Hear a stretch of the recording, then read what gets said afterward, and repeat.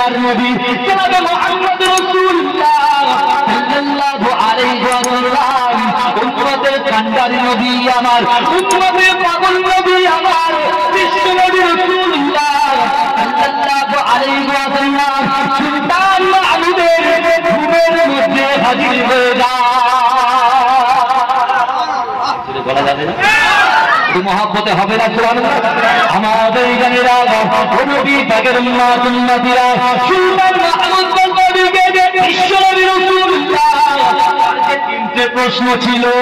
আমার বাপি শুভযোগী, আমি রাসূলুল্লাহকে মহব্বত করি, আল্লাহর নবীকে তো ধরতে পারি না, মুসলমান ঘরের ছেলেরা। দ্বিতীয় নম্বর প্রশ্ন ছিল উম্মতের মধ্যে শ্রেষ্ঠ উম্মতকে আমাদের জানেরা নবী পাকের উম্মতিরা সুলতান মাহমুদ গজনবী আল্লাহর নবী দয়ার নবী বিশ্ব নবী রাসূলুল্লাহ স্বপ্নের মধ্যে এসে আল্লাহ রাসূল বলেছিলেন দিনের ছেলে সুলতান মাহমুদ গজনবী জোরে বলেন, জোরে বলবেন না তো মহব্বত হবে। আল্লাহ রাসূল স্বপ্নের মধ্যে চলে এসেছে, এসেই বলছে এ শুভজ্ঞানের ছেলে, জোরে বলবেন না আমার রাজা বুঝতে পারছেন ভালো করে বলেন। যে তিনটে প্রশ্ন ছিল যে আমি সুলতান মাহমুদ গজনবী, আমার বাপ কি শুভজ্ঞান, ভালো করে বুঝবেন এক নম্বর প্রশ্ন। আর সেই প্রশ্ন জবাব দিচ্ছে কে? বিশ্ব নবী রাসূলুল্লাহ, জোরে বলবেন না কি বলছে? স্বপ্নের মধ্যে হচ্ছে এ শুভজ্ঞানের ছেলে সুলতান মাহমুদ গজনবী। একটা উত্তর পেয়ে গেলেন তো, জোরে বলবেন না? যেখানে বলছে তোর বাপ হচ্ছে শুভজ্ঞান, তাহলে বাপ আর চেঞ্জ হয়? এই কথা বলেন না। এখন কিন্তু অনেক ছেলে পাওয়া যাবে যাদের বাপ মায়ের ঠিক নেই, কথা ঠিক বলছি না ভুল বলছি? যাদের বাপ মায়ের ঠিক নেই, কারণ কি? তার একটা কারণ আছে, এই কারণ বলতে গেলে অনেক টাইম লেগে যাবে, আমি ওইদিকে যাবো। তাহলে প্রথম প্রশ্ন ছিল আমি যে সুলতান মাহমুদ গজনবী, আমার বাপ কি শুভজ্ঞান? আল্লাহ রাসূল বলছেন, সম্বোধন করলেন এ শুভজ্ঞানের ছেলে। তাহলে তার আর বুঝতে বাকি থাকলো না যে আমার বাপ সঠিকই শুভজ্ঞান, জোরে বলেন। দ্বিতীয় নম্বর, তার ইচ্ছা ছিল রাসূলুল্লাহর সঙ্গে একটু স্বপ্নে দিদার দেখা হবে। রাসূলুল্লাহ দিদারও তিনি পেয়ে গেলেন, জোরে বলবেন না? এইবারে তৃতীয় প্রশ্ন, এই উম্মতের মধ্যে শ্রেষ্ঠ উম্মত কারা? আমাদের জানেরা আমার আম্মা জানু গুনেরা বিশ্ব নবী রাসূলুল্লাহ সাল্লাল্লাহু আলাইহি ওয়াসাল্লাম হাদিস পাকের মধ্যে জানিয়ে দিয়েছে, আনা আবি হুরায়রা রাদিয়াল্লাহু তাআলা আনহু قال قال رسول الله সাল্লাল্লাহু আলাইহি ওয়াসাল্লাম ইদা মাতা الانسان انقطع عمله إلا من ثلاثة إلا من صدقة جارية أو علم ينتفع به أو ولد صالح يدعو له। মুসলমান ঘরের ছেলেরা মানুষ যখন মারা যায়, মানুষ যখন মৃত্যুবরণ করে, তার আমলের কর্মধারাটা বন্ধ হয়ে যায়, তার আমলগুলো বন্ধ হয়ে যায়। আমার আপনার নবী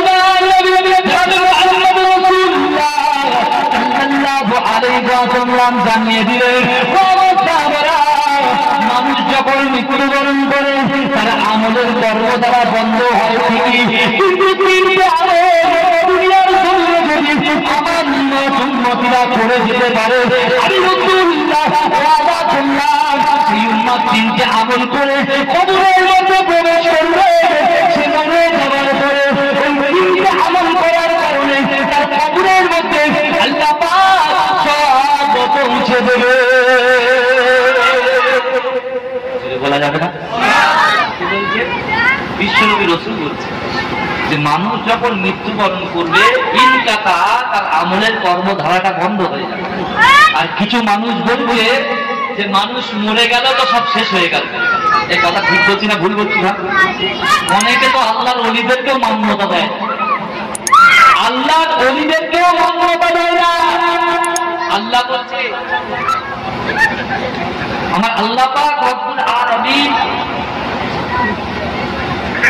তার বান্দাদেরকে লক্ষ্য করে বলছেন, আমার বান্দারা তোমরা আমার দিকে আমার কাছে ক্ষমা প্রার্থনার জন্য প্রতিযোগিতা করো। আমি আল্লাহ আমার কাছে ক্ষমা প্রার্থনার জন্য প্রতিযোগিতা করো, ক্ষমা চাওয়ার জন্য বলছি। আল্লাহর কোরআন বলছে প্রতিযোগিতা করো। আর আজকে যেখানে আল্লাহ পাকের ক্ষমা চাওয়ার জন্য যে প্রতিযোগিতা আল্লাহ পাক নিজে করতে বললেন যে আমি আল্লাহ পাক রব্বুল আলামিন আমার ক্ষমার দিকে তোমরা প্রতিযোগিতা করো, অগ্রসর হও। শুধু তাই নয়, আমি আল্লাহ তোমাদের জন্য কিরাম জান্নাত রেখেছি। তোমরা যে দুনিয়াটা দেখছো, আসমানটা দেখছো, এক একটা জান্নাত এরকম আসমান এবং দুনিয়ার মতো বড়। জোরে বলুন না সুবহানাল্লাহ। জোরে বলা যাবে না? কিন্তু আমার বাইরে আমাদের প্রতিযোগিতা চলছে যে আমার ফ্রেন্ড, আমার বন্ধু, সে আমার সঙ্গে ক্লাস 10-এ পড়ে, সে একটা অ্যান্ড্রয়েড সেট, সে একটা ভিভো সেট কিনেছে। আর আমি প্রতিযোগিতা করছি যে আমার স্যামসাং সেটটাকে আমি কবে কিনব। এই প্রতিযোগিতা চলছে। ছেলেকে প্লাটিনা গাড়ি কিনে দিয়েছে, বন্ধুকে বলছে বন্ধু আমার আব্বা আমাকে প্লাটিনা বাইক কিনে দিয়েছে। বন্ধু বলছে তার আব্বার কাছে শুনে এসছে, তার আব্বার কাছে গিয়ে বলছে আমার পালসার দিতে হবে। আবার যে পালসার নিয়েছে আর একজনের কাছে গিয়ে বলছে আমার সিরিয়ার দিতে হবে। যে আবার সিরিয়ার কিনেছে সে বলছে আমাকে রয়্যাল এনফিল্ড দিতে হবে। এই প্রতিযোগিতা চলছে। কেউ বলছে আমি একতলা বেঁধেছি খুব কষ্ট করে, বলছে আমার দুতলা করতে হবে। কেউ বলছে আমার 3 তলা করতে হবে, কেউ বলছে 4 তলা করতে হবে। কেউ বলছে আমি একটা জেট কিনেছি, বলছে সুইফট কিনতে হবে। কেউ বলছে সুইফট কিনেছি, কেউ বলছে আমি এক্সইউভি 300 কিনবো। আবার কেউ বলছে তুই 300 কিনেছিস, আমি 500 কিনবো। এরকম ভাবে রেশারেশি করছে। কিন্তু খোদার কসম করে বলছি, দুনিয়াবি ক্ষেত্রে আল্লাহ পাক যে সুযোগ, যে সুবিধা আপনাকে আমাকে আমাদিকে দিয়েছেন, দুনিয়ার জমিনে কাউকে কিন্তু এমন সুযোগ দেয়নি। জোরে বলবেন না? জোরে বলবেন। আল্লাহ পাক মুসলমানকে এত ভালোবাসে, নারী জাতিকে এত ভালোবাসে। কোরআন শরীফের মধ্যে নারীকে আল্লাহ এতটা প্রাধান্য দিলেন, একজন নারীর নামে আল্লাহ কোরআনের সূরা দিলেন, যে সূরার নাম সূরা মারিয়াম। জোরে বলবেন না সুবহানাল্লাহ? শুধু সূরা মারিয়ামের কথা বললে অন্য অন্য নারীরা তারা দুঃখ পাবে, বেজার হয়ে যাবে। তার জন্য আল্লাহ পাক নারী জাতিকে খুশি করার জন্য আল্লাহ পাক টোটাল নারী জাতিদের জন্য একটা কোরআনের সূরা আল্লাহ পাক কোরআনের মধ্যে একটা সূরার নাম দিয়ে দিলেন সূরা নিসা। জোরে বলে, জোরে বলবেন না? আল্লাহর মুমিন বান্দাদের জন্য সূরা মুমিন আল্লাহ দিয়ে দিলেন। জোরে বলা যাবে না সুবহানাল্লাহ? কিন্তু আল্লাহ পাক রব্বুল আলামিন আমাদেরকে মন রাখার জন্য তিনি যে কারনামাগুলো করেছেন, সেই আল্লাহ পাক বলছে, আল্লাহ বলছে কুল ইন কুনতুম তুহিব্বুনাল্লাহা ফাত্তাবিউনি ইউহিব্বুকুমুল্লাহ। তোমরা যদি আমার রাসূলের হাবিব আপনি বলে দিন, আপনার উম্মতেরা যদি আমি আল্লাহ আমার ভালোবাসা পেতে চায়, তারা যেন আপনাকে ভালোবাসে। জোরে বলবেন। আমাদের রাসূলুল্লাহর ভালোবাসা আমাদের অন্তরে রাখতে হবে কি হবে? এই কথা বলে আমার যুবক ভাইদেরকে বলে, বিশ্বনবী রাসূল সাল্লাল্লাহু আলাইহি ওয়াসাল্লাম যখন তাবুকের যুদ্ধে গিয়েছে, বিশ্ব রাসূলুল্লাহ যুবকদেরকে পেয়েছে। জোরে বলবেন না? রাসূল যখন খন্দকের যুদ্ধে গিয়েছে, খন্দকের যুদ্ধে রাসূল যুবকদেরকে পেয়েছে। রাসূল যখন বদরের যুদ্ধে গিয়েছে, রাসূলুল্লাহ যুবকদেরকে পেয়েছে। রাসূল যখন উহুদের যুদ্ধে গিয়েছে, রাসূলুল্লাহ যুবকদেরকে পেয়েছে। তাই তো রাসূল বলছে, ও বাবা, ইসলামকে বিজয় করার জন্য, ইসলামের পতাকাটা উত্তোলন করার জন্য সব থেকে বেশি আমাকে যদি কেউ সাহায্য করে, সব থেকে বেশি রক্ত যারা দিয়েছে তারা হলো আমার যুবক সাহাবা। জোরে বল, জোরে বলবেন না সুবহানাল্লাহ? আমি আপনি আমরা জোরে জোরে তো সুবহানাল্লাহ বলছি। একটা বারের জন্য সাহাবারা যে কষ্ট করেছে, সেই কষ্ট আমরা করেছি। এই ইসলামের জন্য, দ্বীনের জন্য, মাদ্রাসার জন্য যে কষ্ট সাহাবারা কেরামের রাসূলুল্লাহর সাথে সাহায্য করেছিল, সেই কষ্ট কি আমরা পেয়েছি?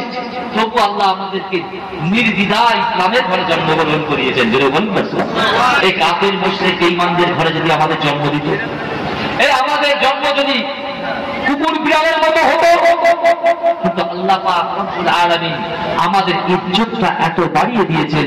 ওয়ালাকাদ কাররামনা বানি আদম, আদম সন্তানকে আল্লাহ ইজ্জত দিয়ে দুনিয়ার জমিনে পাঠিয়েছেন। জোরে বলে, জোরে বলা যাবে না?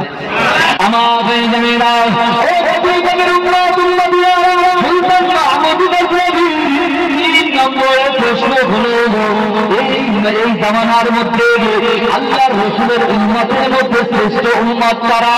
ও নবীর জানেরা নবী উম্মতিরা এই কোরআনি গ্রামের ভাইজানেরা একবারের জন্য বোঝার চেষ্টা করে আল্লাহ পাকে শ্রেষ্ঠ উম্মত হলো তারা যারা এইরকম মাদ্রাসাতে পড়াশোনা করে বলে বলেন সুবহানাল্লাহ। বিশ্ব নবী রাসূলুল্লাহ জানিয়ে দিলেন ইদা মাতাল ইনসানু যখন মানুষ মৃত্যুবরণ করে ইল্লা মিন সাদাকাতিন জারিয়াতিন আও ইলমিন এমন ইলম যার দ্বারা মানুষ উপকৃত হয়।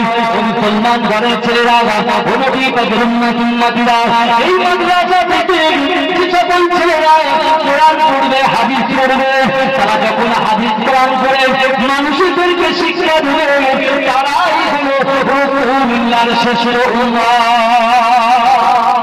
এই জোরে বলবেন না সুবহানাল্লাহ। আর আপনারা যে দান খয়রাত করছেন এটা কাদের জন্য দিচ্ছেন? এই যে দান খয়রাত গুলো করছেন কাদের জন্য করছেন? এই তলিবুল ইলমের জন্য দিচ্ছেন তো। সুলতান মাহমুদ গাজনবী শুধু একটু লাইট দেওয়ার কারণে একটা লাইটের ব্যবস্থা করার কারণে সে আল্লাহ রাসূলের সঙ্গে তার দিদার হয়ে গেল। যদি বলেন না সুবহানাল্লাহ। আপনাদের অর্থ সম্পদ এই মাদ্রাসার জন্য দিচ্ছেন তো? দিচ্ছেন কি দিচ্ছেন না? অবশ্যই আপনারা দিচ্ছেন। তাহলে এই যে মাদ্রাসাটা আপনারা এখানে কায়েম করেছেন স্থাপিত করেছেন এখন এই মাদ্রাসার দেখভাল করার দায়িত্ব কার? এই কথা বলেন না কার? দেখভাল করার দায়িত্ব কার? আপনাদের এই গ্রামবাসী এই পাড়াবাসী মা বোনেদের। জোরে বলুন না সুবহানাল্লাহ। কারণ আমার বিশ্বনবী রাসূল সাল্লাল্লাহু আলাইহি ওয়াসাল্লাম বড় কষ্ট করেছে বড় মেহনত করেছে। বিশ্বনবী রাসূল সাল্লাল্লাহু আলাইহি ওয়াসাল্লাম সর্বপ্রথমে আমার দয়ার নবী মক্কার জীবনে কাফের বেঈমানেরা আমার রাসূলুল্লাহকে কোন ভাষা আমার বেঈমানেরা নবী পাকের উম্মতিরা আমার আপনার নবী দয়ার নবী জনাব মুহাম্মদ রাসূলুল্লাহ সাল্লাল্লাহু আলাইহি ওয়াসাল্লাম জানিয়ে দিয়েছেন যে মাদ্রাসা থেকে যে সকল তোলাবায়ে কেরামেরা ইলম ছেলেরা যদি ওই গ্রামের রাস্তা দিয়ে হেঁটে হেঁটে যায় মুসলমান ঘরের ছেলেরা আল্লাহ পাকের ফেরেশতাগুলো ওই তলিবুল ইলম ছাত্রদের পায়ে পড়াতে তাদের জানাটা বিছিয়ে দেয়। মুসলমান ঘরের ছেলেরা নবী পাকের উম্মতিরা শুধু তাই নয় সেই সকল সন্তানদের জন্য আল্লাহ পাক রব্বুল আলামিন তাদের মা স্বজন পাড়াবাসী গ্রামবাসী যারা দুনিয়া ত্যাগ করে চির বিদায় দিয়ে কবরে চলে গেছে তাদের কবরে এই মাদ্রাসার পীরাই সব পৌঁছে দেয়। বলা যাবে না? আচ্ছা ভাইজান একটা কথা জিজ্ঞাসা করি। সচরাচর ইউটিউবে দেখা যায় অনেকে বলছে বাপ মায়ের কবরের ধারে যাবে না জিয়ারত করবে না। এখনো দলিল নেই। অনেকে বলে কি বলে না কথা বলে না। আচ্ছা আমরা তো ফুরফুরা মুজাদ্দেদ জামান দাদা হুজুর দরবারে করে জিয়ারত করতে চাই।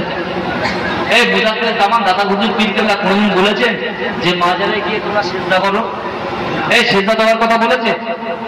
কখনো তিনি বলেনি। তিনি বলেছেন তোমরা আদবের সঙ্গে যাবে, সূরা ফাতিহা শরীফ পড়বে, সূরা ইখলাস শরীফ পড়বে, দরুদ শরীফ পড়ে আল্লাহর কাছে পীরের ওসিলা নিয়ে দোয়া চাইবে। জোরে বলবেন না? এটাকে কত আলেমেরা অবব্যাখ্যা করছে, কত আলেমেরা অবব্যাখ্যা করছে। আমি আপনাদের বলি আমার বিশ্বনবী রাসূল সাল্লাল্লাহু আলাইহি ওয়াসাল্লাম বলছে মায়ের পাক কদমের নিচে হচ্ছে সন্তানের জান্নাত। জোরে বলবেন না? এই জোরে বলা যাবে না সুবহানাল্লাহ। আজকে যে মাদ্রাসার ছেলেগুলো এসে পড়াশোনা করছে এই যে পড়াশোনার মাধ্যমে যে টাকা পয়সাগুলো আপনার সবরেখানি করার জন্য দিচ্ছেন, আচ্ছা এই টাকাগুলো কি বিফলে চলে যাবে বলে মনে হয়? এই বিফলে চলে যাবে বলে মনে হয়? খোদার কসম করে বলছি কোনো বিফলে যাবে না। আমার মা বোনেরা তারা পরপর হয়েছে নিজের বাপের ভিটা ছেড়ে স্বামীর ভিটা এসেছে। এমন ভাবে আপনারা যারা এখানে বসে আছেন আমাদের কওমের মধ্যে, আমাদের বাড়ির মধ্যে, আমাদের গোত্রের মধ্যে, আমাদের ফ্যামিলির মধ্যে অনেকে আমরা এখানে বসে আছি যাদের বাপ মা ইন্তেকাল করেছে, ভাই ইন্তেকাল করেছে, বাবা ইন্তেকাল করেছে। কথা ঠিক বলছি না ভুল বলছি? এই কথা বলেন না? অনেকে ইন্তেকাল করেছে। কেউ বলতে পারবে না যে আমার গোত্রের মধ্যে থেকে কেউ ইন্তেকাল করে। এই কথা কেউ বলতে পারবে? কেউ বলতে পারবে না। আমার নবী পাকের উম্মতিরা আজকে যদি আপনি এই মজলিসে বসতে পারে মুসলমান ঘরের ছেলেরা নবী পাকের উম্মতিরা খোদার কসম করে বলছি আপনাদের দোয়া, আপনাদের মাই মুরব্বী, আত্মীয় স্বজন করা, প্রতিবেশী, গ্রামবাসী, দাদা দাদি, নানা নানির কবরে নিশ্চয় এই সবটা আল্লাহ পৌঁছে দেবেন বলে বলেন সুবহানাল্লাহ। আমার ভাইজানেরা, আল্লাহ পাকের একজন ওলি, তার নাম হলো সালে মুরনি। মুসলমানদের ছেলেরা, নবী পাকের উম্মতিরা, আল্লাহ পাকের একজন ওলি বান্দা, যার নাম হলো সালে মুরনি রাহমাতুল্লাহ আলাইহি। এই সালে মুরনি রাহমাতুল্লাহ আলাইহি রাস্তা দিয়ে টুক টুক টুক করে ঘেটে ঘেটে যাচ্ছে। আমার ভাইজানেরা, নবী পাকের উম্মতিরা রাস্তা দিয়ে যেতে যেতে হঠাৎ তিনি একটু ক্লান্ত হয়ে যায়। মুসলমান ঘরের ছেলেরা ক্লান্ত হয়ে যাওয়ার সাথে সাথে তিনি সামনে দেখতে পাই, সামনে একটা বড় কবরস্থান আছে। ও আমার ভাইজানেরা, নবী পাকের উম্মতিরা একটু ভালো করে বোঝার চেষ্টা করুন। বর্তমান বাতিলদের বলে কবর করা যাবে না, কবরের ধারে গিয়ে আপনার মায়ের জন্য দোয়া করা যাবে না। মুসলমান ঘরের ছেলেরা, নবী পাকের উম্মতিরা এই কথাটা ভালো করে বোঝার চেষ্টা করুন। চলে বুঝি তিনি যখন একটু ক্লান্ত হয়ে যায়, এই কবরস্থানের পাশে তিনি মনস্থির করলেন, আমি একটুখানি এই কবরস্থানের ধারে বসে বসে একটুখানি বিশ্রাম নেব। মুসলমান ঘরের ছেলেরা, নবী পাকের উম্মতিরা বিশ্রামে চলে গেলেন। কিতাবের মধ্যে এসেছে আল্লাহ পাকের ওলি সালে মুরনি এমন ভাবে কবরস্থানের দেয়ালে পিঠ ঠাকিয়ে এমন ভাবে তিনি ঘুমিয়ে পড়লেন। যখন তিনি ঘুমিয়ে পড়লেন, ঘুমিয়ে তিনি স্বপ্ন দেখছেন যে কবরস্থানের পাশে তিনি বসে আছেন। এই কবরস্থান ফেটে গিয়ে মরা মানুষগুলো চিন্তা হয়ে গেছে বলে বলেন। সালে মুরনি আল্লাহ পাকের ওলি, এই ওলিদের কথা কিন্তু কোরআনে এসেছে, জোরে বলবেন না? তার জন্য আল্লাহ একটা সূরা নাম দিয়েছেন সূরা লোকমান, ওলিদের জন্য সূরা, জোরে বলবেন না? এই জোরে বলুন না সুবহানাল্লাহ। আমরা তো আসল জিনিস ফেলে দিয়ে নকল নিয়ে টানাটানি করছি, এই আসল বাদ দিয়ে নকল নিয়ে টানাটানি করছি। আজকে তুমি মরে যাবে, তুমি কবরের চিন্তা কতবার করেছো? তুমি চিন্তা করছো আগামীকাল আমাকে নিউ টাউনে যেতে হবে, নিউ টাউনে গিয়ে সেখানে আমার 700 টাকা ইনকাম করতে হবে, 700 টাকা ইনকাম করে ওই টাকার থেকে 200 টাকা টিকিট কাটতে হবে, কারণ আমি 1 টাকা 100 টাকা অর্জন করবো, আমি সুখবৃষ্টিতে ফ্ল্যাট দেবো, আমি এমন ভাবে সেন্টারের পাশে একটা বড় দোকান নেবো। মুসলমান ঘরের ছেলেরা, একটা বার তুমি চিন্তা করো, তোমার বাপের দোকান করেছে, দামের কথা তুমি একটা বারের জন্য চিন্তা করলে না। আল্লাহ পাক রব্বুল আলামিন পবিত্র কালামুল্লাহ শরীফের মধ্যে পরিষ্কার করে জানিয়ে দিলেন, ওয়ালা তাকুল্লাহুমা উফরিন ওয়ালা তানহারহুমা ওয়া কুল্লাহুমা কাওলান কারীরা। হে আমার বান্দা বান্দীরা, তোমরা সাবধান হয়ে যাও, কারণ তোমাদের আচার আচরণ ব্যবহারে তোমার বাপ মা যেন উপশব্দ না করে। এই চিন্তা আপনি করেছেন? আল্লাহ বলছে আমার ক্ষমার দিকে তোমরা প্রতিযোগিতা করো, আমার থেকে ক্ষমা হাসিল করার জন্য প্রতিযোগিতা করো। তুমি যখন মরে যাবে, জাহান্নামী ফেরেশতা যখন আসবে, জাহান্নামী ফেরেশতার কাছে তুমি কি বলবে যে আল্লাহ, দুনিয়ায় জিন্দেগি যাপন করার জন্য নিজের জীবনটাকে চালিত করার জন্য আমি আল্লাহ নিউ টাউনে গিয়ে 7 তলা ফ্ল্যাটের উপরে উঠে আল্লাহ আমি 700 টাকা ইনকাম করেছি, আল্লাহ তার মধ্যে আমি 200 টাকার টিকিট কেটেছি। কিসের টিকিট? ও বড় 1 টাকা 1 কোটি টাকার স্বপ্ন দেখছে, টিকিট কেটেছে। হালাল পয়সাগুলো কষ্ট করে মেহনত করে আল্লাহ তো ওই 7 টাকা তোমাকে ফেলে দিতে পারতো, আল্লাহ তো ওই 7 তলা থেকে সেই যুবক ছেলেটাকে তো ফেলে দিতে পারতো। আপনি জানেন না, আমরা যখন রাস্তা দিয়ে যাই, ওই 10 তলা 20 তলা শুধু একটা দড়ির উপরে ভর করে থাকে। সে ছেলেটা বোঝে না তার সন্তানগুলো কতবার আব্বা সামনে ঠিক হয়ে তার মার কাছে আসে, তার মা তার সন্তানের জন্য আল্লাহর কাছে কতবার বলে, আল্লাহ আমার সন্তানকে তুমি হেফাজত করো। আল্লাহ সে বড় কষ্ট করে মেহনত করে 7 তলা বিল্ডিং আমি মা আমার কাছে বলে গিয়েছে, আর সেই ছেলে মনে মনে চিন্তা করছে যে 700 টাকায় আমার হওয়া পূরণ হয় না, আমি 1 টাকা 1 কোটি টাকার স্বপ্ন দেখছি। তুমি যদি এই দোয়া করো আল্লাহ কি তোমার ছেড়ে দেবে? এই কথা বলে আপনি যখন বিমানে বলবেন কেউ আপনার পাশে দাঁড়াবে না। খোদার কসম করে বলছি কেউ আপনার পাশে দাঁড়াবে না। বিশ্বনবী রাসূল সাল্লাল্লাহু আলাইহি ওয়াসাল্লাম যখন বিপদে পড়েছিলেন, আমার দয়ার নবী যখন বিপদে পড়েছিলেন, আমার আল্লাহ পাক রব্বুল আলামিন আমার রাসূলুল্লাহ সাথ দিয়েছিলেন। জোরে বলেন, যদি বলবেন না।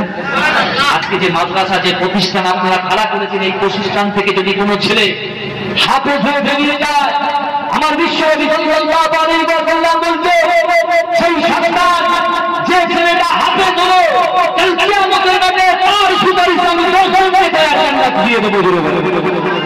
যদি বলবেন না, কজন সুপারিশ করবে? 10 জনের সুপারিশ করবে একটা হাফেজ। আমাদের জানেরা নবী পাকের উম্মতিরা এই কুরআন থেকে চিন্তা করার জন্য বিশ্বনবী রাসূলুল্লাহ সাল্লাল্লাহু আলাইহি ওয়াসাল্লামকে আল্লাহ পাক রব্বুল আলামিন পরিষ্কার করে জিবরাইলকে বললেন, ও জিবরাইল চলে যাও, চলে যাও, চলে যাও, আমার হাবিবকে বলে দাও, আমার হাবিব যেন প্রকাশ্যে ইসলাম প্রচার করে, মুসলমান করে ছেড়ে দাও। বুখারী শরীফের হাদিসের মধ্যে এসেছে, আমার আপনার নবী নবী জনাবে মুহাম্মদ রাসূলুল্লাহ সাল্লাল্লাহু আলাইহি ওয়াসাল্লাম 40 বছর বয়সে যখন 40 বছর বয়সে যখন বিশ্বনবী রাসূলুল্লাহ নবুয়ত পেলেন, আমার দয়ার নবী 3 বছর গোপনে গোপনে ইসলাম গ্রহণ করালেন, গোপনে গোপনে ইসলাম প্রচার করলেন।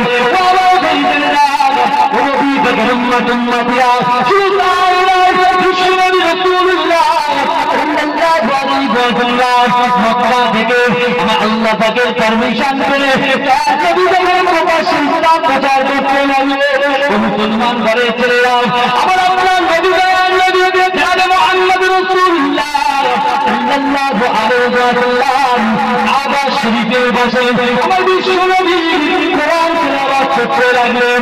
মুসলমান ঘরে ছেড়ে যাও, নবী থেকে উম্মতিরা বিশ্বনবী কোরআন তেলাওয়াত করে, আমার নবী কোরআন পাকের মধ্যে সূরা ইয়াসিন তেলাওয়াত করতে লাগলেন।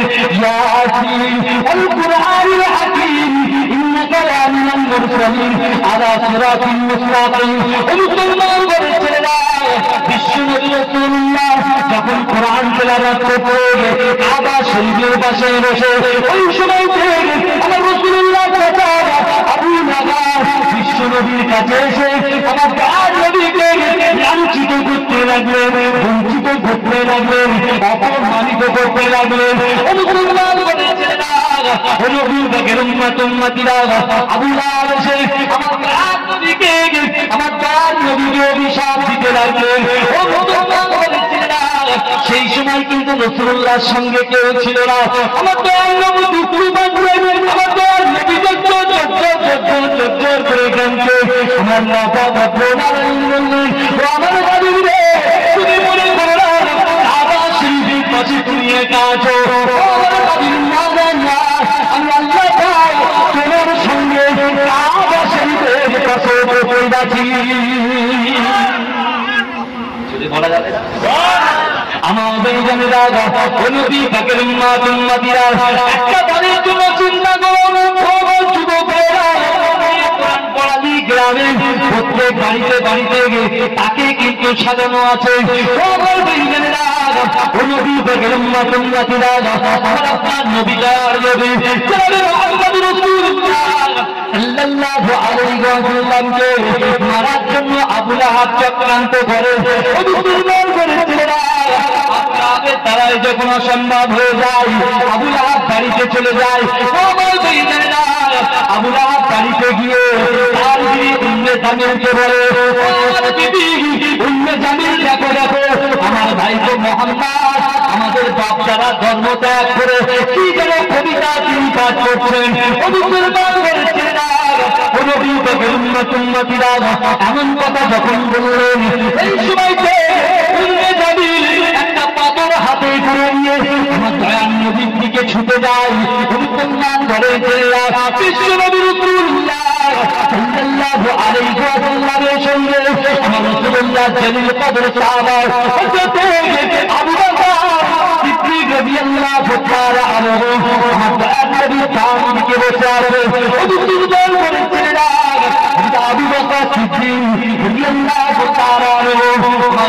নবীকে লক্ষ্য করে বললে, ইয়া রাসূলুল্লাহ, ইয়া হাবিবাল্লাহ, এখনই আবু লাহাব আপনাকে কষ্ট দিয়ে গেছে। ওই দেখেন আবু লাহাবের স্ত্রী উম্মে জামিল একটা বড় পাথর দিয়ে আপনাকে আঘাত করার জন্য আমার দিকে আপনার দিকে ফিরে আসছে। ইয়া রাসূলুল্লাহ, ইয়া হাবিবাল্লাহ, আপনি এই কাবা চত্বর ছেড়ে পালিয়ে যান। ইয়া রাসূলুল্লাহ, আপনি কাবা শরীফ ছেড়ে চলে যান। ও মুসলমান ঘরের ছেলেরা, ও আমার যুবক ভাইরা, আমার আপনার নবী দয়ার নবী জনাবে মুহাম্মদ রাসূলুল্লাহ সাল্লাল্লাহু আলাইহি ওয়াসাল্লাম আমাদেরকে বলেছিল, তুমি চিন্তা করো না, চিন্তা করো না, আমি আল্লাহর রাসূল সাল্লাল্লাহু আলাইহি ওয়াসাল্লাম যদি মক্কা জমিন থেকে এই চত্বর থেকে যদি আমি সরে যাই, এই চত্বর থেকে কোরআন পড়া বন্ধ করে দিই, আমার গুনাহগার উম্মত উম্মতিদের অবস্থাটা কি হবে? আমার উম্মত উম্মতিদের কাছে কোরআনটা কেমন ভাবে পৌঁছাবে? আমার উম্মত উম্মতিদের কাছে হাদিসটা কেমন ভাবে পৌঁছাবে? ও না না না না, আমি রাসূলুল্লাহ কাবা শরীফ ছেড়ে কোথাও যাব না। জোরে হবে না সুবহানাল্লাহ। তুমি আমি ইসলাম পেয়েছি মায়ের গর্ভ থেকে পড়েই। আল্লাহু আকবার, আল্লাহু আকবার, আল্লাহু আকবার, আল্লাহু আকবার, আশহাদু আল্লা ইলাহা ইল্লাল্লাহ, আশহাদু আল্লা ইলাহা ইল্লাল্লাহ, আশহাদু আন্না মুহাম্মাদার রাসূলুল্লাহ, আশহাদু আন্না মুহাম্মাদার রাসূলুল্লাহ, হাইয়া আলাস সালাহ, হাইয়া আলাস সালাহ, হাইয়া আলাল ফালাহ, হাইয়া আলাল ফালাহ, কদ কামাতিস সালাহ, কদ কামাতিস সালাহ, আল্লাহু আকবার, আল্লাহু আকবার, লা ইলাহা ইল্লাল্লাহ। এটা আমাদের ধ্বনি শুনেছি, জোরে বলুন না সুবহানাল্লাহ। আমরা ঠিক কথা বলছি, এক কানে আজানের ধ্বনি শুনেছি আর এক কানে ইকামতের ধ্বনি শুনেছি। কার জন্য? রাসূলুল্লাহর জন্য। জোরে বলবেন না? সেই রাসূলুল্লাহর মধ্যে তার ভালো লাগে, আমাদের মেলা ভালো লাগে, আমাদের ফ্রি ফায়ার ভালো লাগে, পপস্টার ভালো লাগে, ভালো লাগে, ভালো লাগে। আর এখন যে খেলাগুলো চলছে আইপিএল থেকে শুরু করে আর এই যে ফুটবল লিগ চলছে, এগুলো আমাদের ভালো লাগে। আর মনে মনে বলি নারে তাকবীর, আল্লাহু আকবার, নারে তাকবীর, আল্লাহু আকবার। আমার যুবক ভাইদের একটু বলতে চাই, কিছু বিশ্বনবী রাসূল সাল্লাল্লাহু আলাইহি ওয়াসাল্লামের সাথ দিয়েছিল 9 বছরের ছেলে হযরত যায়েদ রাদিয়াল্লাহু তাআলা আনহু। জোরে বলবেন না সুবহানাল্লাহ। আমার রাসূল আমাদের জন্য উহুদের যুদ্ধে মার খেয়েছে। এই উহুদের যুদ্ধে রাসূলুল্লাহ দন্ত মুবারক শহীদ হয়েছে, কথা ঠিক বলছি না ভুল বলছি? তার জন্য আমার বিশ্বনবী উম্মতকে এত ভালোবাসে। আমার রাসূলুল্লাহ সাল্লাল্লাহু আলাইহি ওয়াসাল্লামকে মায়ের গর্ভ থেকে বিশ্বনবী জমিনে আসার পর থেকে 40 বছর পর্যন্ত এই আবু লাহাব, আবু জেহেল, উতবা, শাইবা, শিবা, মুগীরা, ওয়ালিদ, এদের কাছে আমার রাসূল ছিলেন আল আমিন। জোরে বলেন, এদের কাছে কি ছিলেন রাসূল? আল আমিন। কথা আছে আল হাক্কু মাররুন, সত্য কথা বললে গায়ে লেগে যায়, সত্য কথা বললে গায়ে লেগে যায়। বিশ্বনবী সাল্লাল্লাহু আলাইহি ওয়াসাল্লাম যখন বড় হলেন, দয়ার নবী যখন বড় হয়ে গেলেন, আবু জেহেলের কাছে যখন বিচার সালিসি আসে, বিচার করতে আসে, আবু জেহেল বলতে আমি বিচার করবো না, আমার ভাইকে বিচার করবে। কে? বিশ্বনবী রাসূলুল্লাহ। জোরে বলেন, এই জোরে বলবেন না? মক্কা জমিনে রাসূল সাল্লাল্লাহু আলাইহি ওয়াসাল্লাম 40 বছর বয়স, অর্থাৎ সূরা আলাকের 5টা আয়াত আসা অবধি বিশ্বনবী রাসূলুল্লাহ সবার কাছে ছিলেন আল আমিন, সত্যবাদী। জোরে বলেন। আর যখন রাসূলুল্লাহর কাছে কোরআন আসলো, যখনই রাসূলুল্লাহর কাছে কোরআন আসলো, আল্লাহ জিবরাইল মারফত ওহীর মাধ্যমে রাসূলুল্লাহর কাছে যখনই কোরআন দিল, আর রাসূল যখন কোরআনটা প্রচার করতে শুরু করলেন, ওমা হুয়া বিকাউলি শাহিদ, রাসূলুল্লাহ শাহিদ হয়ে গেল। কোরআন বলছে আমার রাসূলুল্লাহকে শাহিদ বলে। এই বিশ্বনবী রাসূল সাল্লাল্লাহু আলাইহি ওয়াসাল্লাম 2 জন কাফেরের জন্য দোয়া করেছিলেন। ভালো করে বুঝেন, কয়জন কাফেরের জন্য? 2 জন।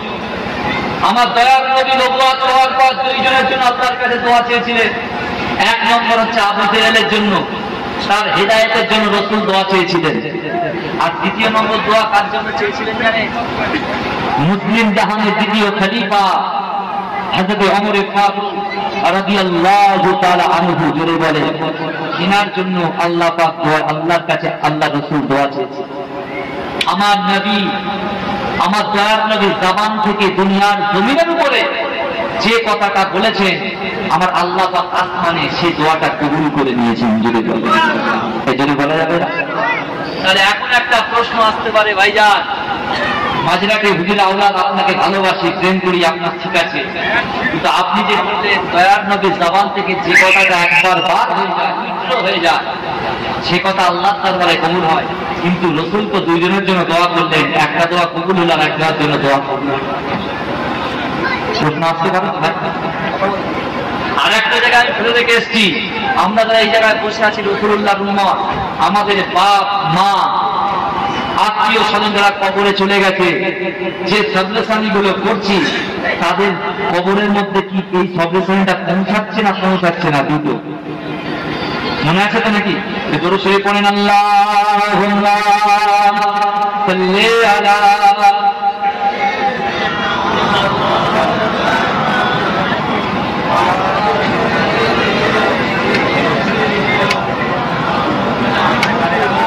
আল্লাহুম্মা সাল্লি আলা, সকল উচ্চ আওয়াজে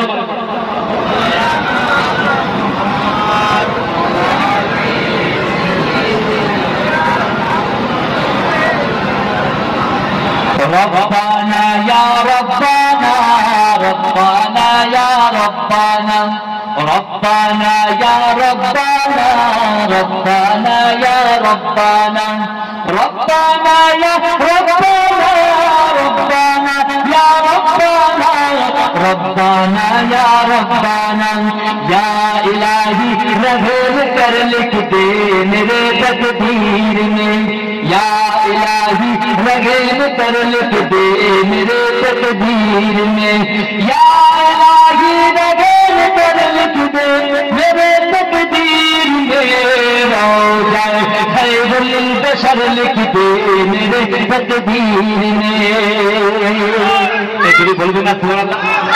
রাসূলুল্লাহর মাজার দেখার ইচ্ছা কাদের কাছে আছে একটু হাত তুলুন তো। উদ্যোগটা তো নারে থাকবে, ভাই এখন হজে যেতে গেলে 4.5 লক্ষ টাকা লাগবে। হজে যেতে গেলে 4.5 লক্ষ টাকা আর 5.5 লক্ষ টাকা, 4.5 থেকে 5 লক্ষ টাকা আপনার জোগাড় করতে হবে, তাহলে আপনি হজে যেতে পারবেন। যেহেতু আমি হজ কমিটির মেম্বার, আমি আপনাদেরকে বলছি, আগে ছিল 2.5-3.5 মধ্যে কমপ্লিট, কিন্তু করোনার জন্য 65 বছরের ঊর্ধ্বে লোক কিন্তু হজে যেতে পারবেন।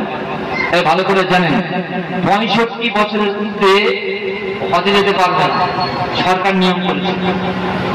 আমাদের সকলে রাসূলুল্লাহর মাজার জিয়ারত করা, আল্লাহর কাবা শরীফ তওয়াফ করা তৌফিক দান করেন সকলকে আল্লাহুম্মা।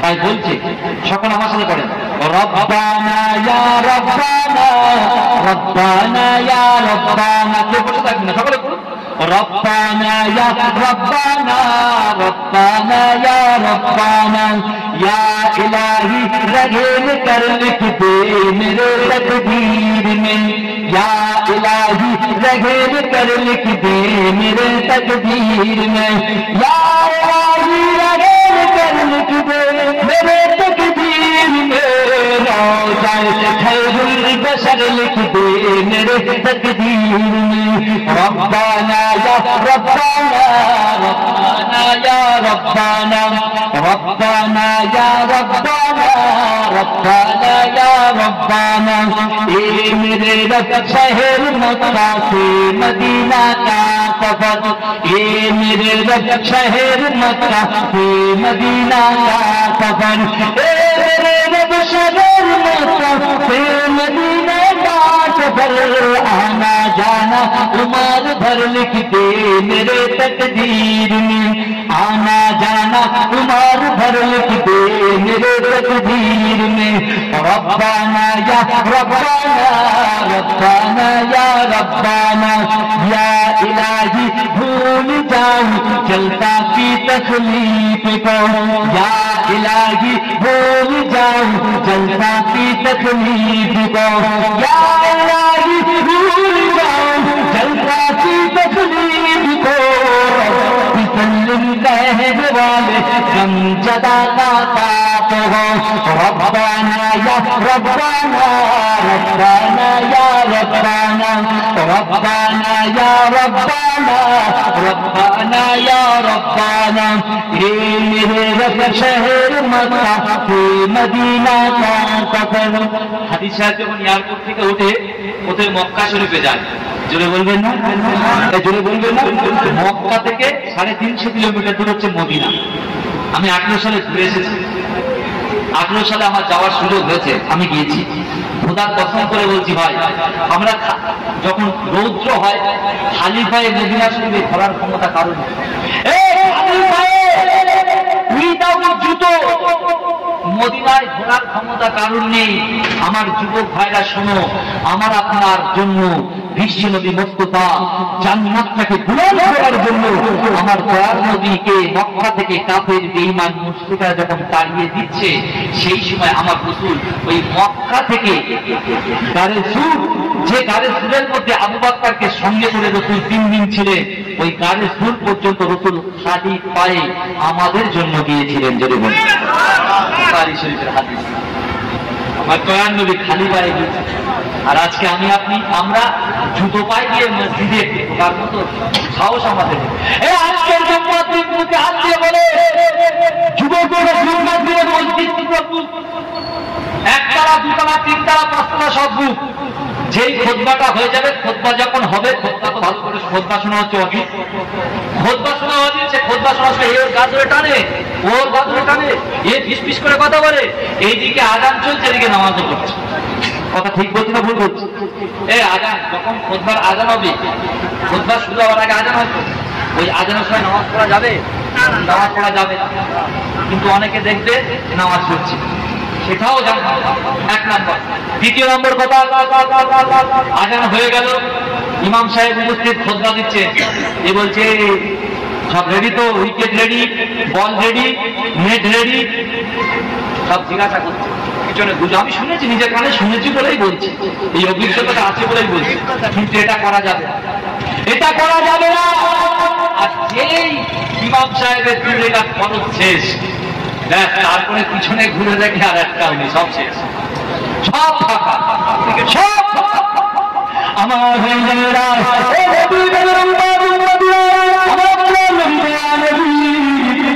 মোহাম্মদ রাসূলুল্লাহ সাল্লাল্লাহু আলাইহি ওয়াসাল্লাম আমাদের নবী হাবিবুল্লাহ মক্কার পথে মক্কার বেঈমানরা আমাদের নবীকে মারার জন্য, আমাদের নবীকে মিটিয়ে দেওয়ার জন্য যখন প্ল্যান করলে, আবু জেহেল এমন ভাবে উতবা সাহেবাসীরা একত্রিত ভাবে একত্র হয়ে তার নাদোয়াতে আমার রাসূলুল্লাহর বিরুদ্ধে ষড়যন্ত্র করতে লাগলো। মুসলমান ঘরের ছেলেরা, ও নবী পাকের উম্মতিরা, কিভাবে আমার রাসূলুল্লাহকে কতল করে দেওয়া যায়? ও আমার ভাইজানেরা, ও নবী পাকের উম্মতিরা, বুখারী শরীফের হাদিসের মধ্যে আমার নবী জানিয়ে দিয়েছেন, বিশ্ব নবী রাসূলুল্লাহ সাল্লাল্লাহু আলাইহি ওয়াসাল্লাম, আমার বিশ্ব নবী রাসূলুল্লাহ সাল্লাল্লাহু আলাইহি ওয়াসাল্লামকে আবু জেহেল জমিনের উপরে মারার প্ল্যান করে, আমাদের নবীকে শেষ করে দেওয়ার জন্য, আমার রাসূলুল্লাহকে মিটিয়ে দেওয়ার জন্য প্ল্যান করে। আল্লাহ আবু জেহেলের দিকে মুচকে মুচকে হাসতে হাসতে আল্লাহ আবু জেহেলকে লক্ষ্য করে বলেছিলেন, আবু জেহেল তুই আমার হাবিবকে জমিনের উপরে মারার প্ল্যান করিস, আর আমি আল্লাহ আমার হাবিবকে এত ভালোবাসি, আমার হাবিবকে এত প্যার করি, আমার হাবিবকে এত মহব্বত করি, আমি আল্লাহ আমার হাবিবকে বাঁচানোর জন্য আসমানের উপরে প্ল্যান করি। বলবেন না আল্লাহ বাঁচায়নি? কথা বলেন। আমার রাসূল যেখানে কষ্ট পেয়েছে, আল্লাহ সে জায়গায় রাসূলুল্লাহর ভালো খবর দিয়ে রাসূলুল্লাহর কষ্টটাকে নিবারণ করে দিয়েছে। জোরে বলুন। এই রাসূলুল্লাহর কষ্ট পুত্র, বুখারী শরীফের হাদিস, যায়েদ ইবনে হারিস, যায়েদ ইবনে হারিসকে সঙ্গে করে নিয়ে 9 বছরের বালককে নিয়ে বিশ্বনবী যখন মক্কার ঘরে ঘরে কোরআন পৌঁছানোর জন্য ইসলামের কথা, কোরআনের কথা, হাদিসের কথা, হাদিসের বাণী প্রত্যেক ঘরে ঘরে পৌঁছানোর জন্য যখন রাসূলুল্লাহ ঘরে ঘরে যেতে লাগলেন, আমার দয়ার নবীকে সকলে পাগল বলে, আমার রাসূলুল্লাহকে দুষ্ট বলে, অত্যাচার করে আমার রাসূলুল্লাহ ঘর থেকে অনেকে পা করে দিল। আমার দয়ার নবী কি করলেন জানেন? মনটা বেজার করে নিয়ে মক্কা, আমি তায়েফে গেছি, আমি তায়েফের জমিনে গেছি, মক্কা থেকে 80 কিলোমিটার দূর। তায়েফ শহরটা হচ্ছে পাহাড়ের উপরে, কত সুন্দর সুন্দর শস্য শ্যামলা, কত ফল ফলা দিয়ে আল্লাহ পাক ফুলিয়ে রেখেছে রাসূলুল্লাহ। রসুলায় জোরে জোরে বলেন না। তায়েফের ঘটনা কখনো শুনেছেন? তায়েফের ঘটনা শুনেছেন? এই তায়েফে যখন বিশ্বনবী রাসূল সাল্লাল্লাহু আলাইহি ওয়াসাল্লাম তিনি চিন্তা করেছিলেন এই মক্কার বড় বড় লিডাররা এই তায়েফে জমি তাদের ছিল, মক্কার লিডারদের জমি ছিল তায়েফে।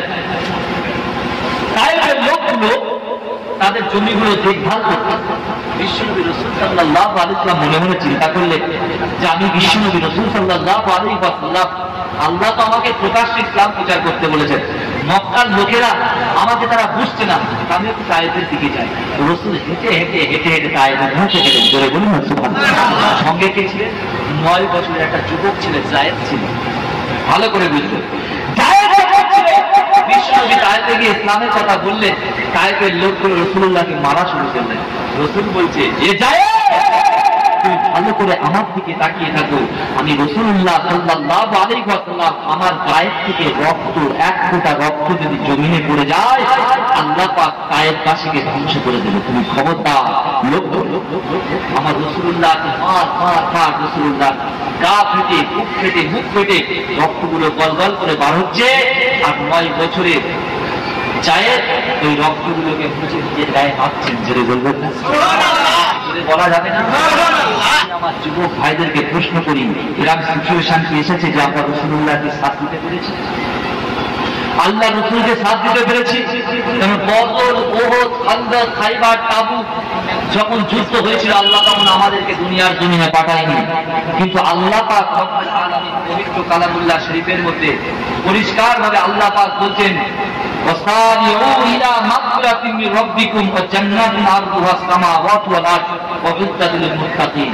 আমার আল্লাহ পাক রব্বুল আলামিন বলছে, হে আমার বান্দা বান্দীরা, তোমরা আমি আল্লাহ আমার ক্ষমার দিকে বেশি বেশি করে প্রতিযোগিতা করো, যার মাধ্যম দিয়ে আমি ক্ষমা করতে পারি। ভাই এখন যদি আমরা কোনো একটা জায়গায় গিয়ে বিপদে পড়ে যাই, কোনো একটা জায়গায় গিয়ে যদি বিপদে পড়ে যায়, আমরা আল্লাহর কাছে দোয়া চাইবো তো? আমাদের কি মনে হয় সেই দোয়া কি কবুল হতে পারে? আমার মনে হয় আমাদের দোয়া কবুল হবে না। কারণ কি জানেন? কারণ ভেজাল জিনিস আমাদের ভিতরে অলরেডি চলে গেছে।